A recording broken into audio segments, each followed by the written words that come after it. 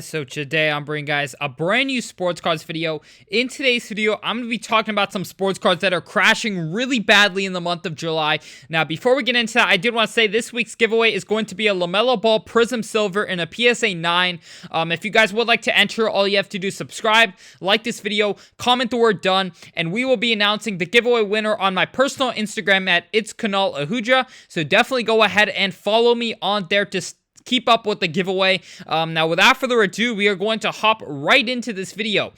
So we're going to hop into alt market trends, and we're going to be breaking down some of the biggest disasters in the month of July and what I believe the future holds for these players and their card prices. So the first biggest disaster in this card market in this past month has been Paulo Boncaro's market. Now, if you look at his hype coming out with his products coming out, of course, with him winning Rookie of the Year, him having such a high hope for the future, we're seeing his cards come out at incredibly high levels.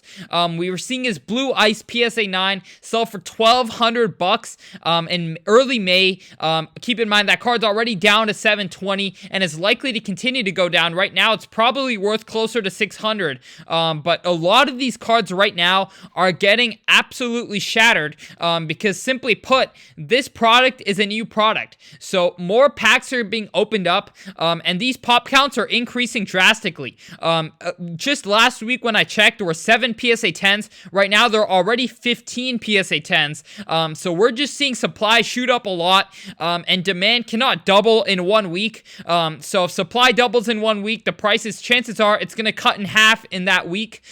So you just definitely want to be super careful with Paulo's cards and with any new rookies cards because, these cards are coming out at some really steep prices. If you want to compare it to other stars in this league, you can look at even guys like Anthony Edwards and their Blue Ice, because that, I guess, would be a fairly similar comparison, given they're both number 1 overall picks who had quite a lot of hype. Not saying their games are the same, but his PSA 9 is around $950, and so you're seeing Paulo's market come out really strong. Keep in mind Anthony Edwards, his Blue Ice is one of his most sought after cards and likely has a bit of a lower pop in the long term than Paulo's. But regardless, I would definitely be selling off on Paulo right now and potentially buying back later once the pop counts settle down a little bit. Now, next up, we're going to be talking about some guys who I thought were pretty surprising to see on this list, that being Michael Porter Jr. and Jamal Murray. Now, Michael Porter Jr. and Jamal Murray came off a championship, and their prices have come down. And I have been warning people about this for a long time, but I've still got a lot of DMs recently being like, hey, why aren't my Jamal Murray cards still going up? He just won a championship. And the simple answer is the demand is not quite there because people who bought into his cards likely wanted to sell off when they won the championship. That was the end goal. So when investors realized he had won the championship and they had Jamal Murray cards, everyone thinks to themselves, now is the perfect time to sell. He just won a championship. And what happens is that a lot of that supply, a lot of that thinking increases the supply because more people throw their cards on the market.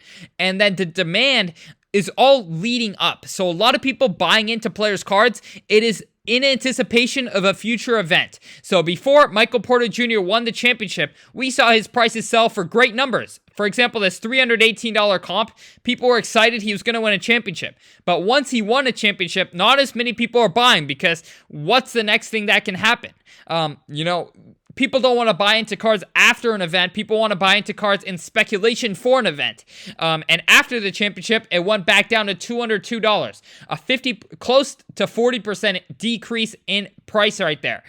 So I would definitely urge you guys to be really careful when investing in championship players. I've always said this, always sell off during the finals or before the finals.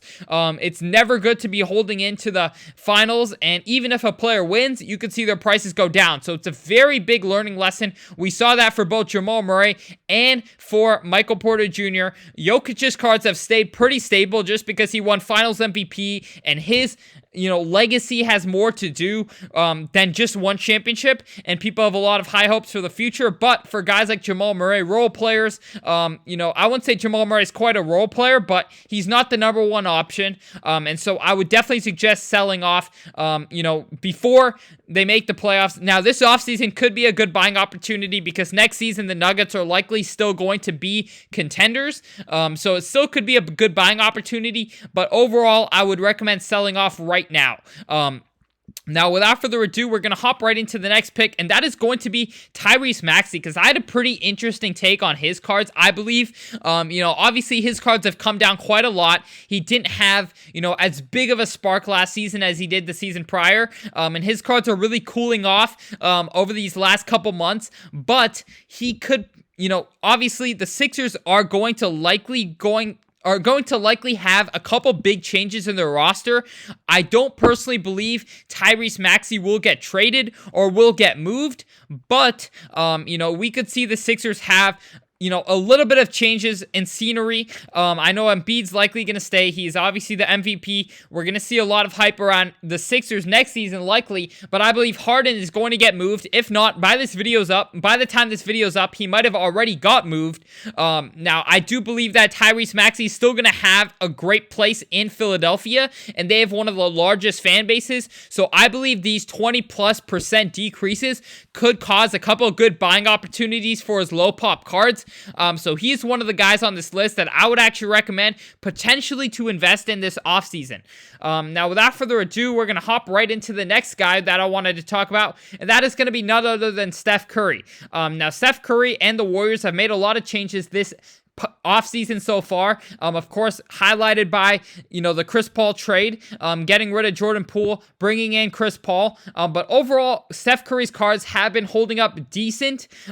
They've gone down a good 20 to 25% since the playoffs. Obviously, the Warriors had high hopes in the playoffs last season and did not quite live up to those high hopes, so we're going to see a lot of great buying opportunities. Obviously, you guys know on this channel, I love Steph Curry as an investment in the long term, so I'm never worried to get into Steph Curry's cards, and I think a lot of these decreases could cause some great buying opportunities. Right now, his cards are in a real big slump, a real big vertical decrease in his cards over these last 30 days, so I would potentially suggest looking for some nice low pop Steph Curry cards to get into for next season and for the long term as well.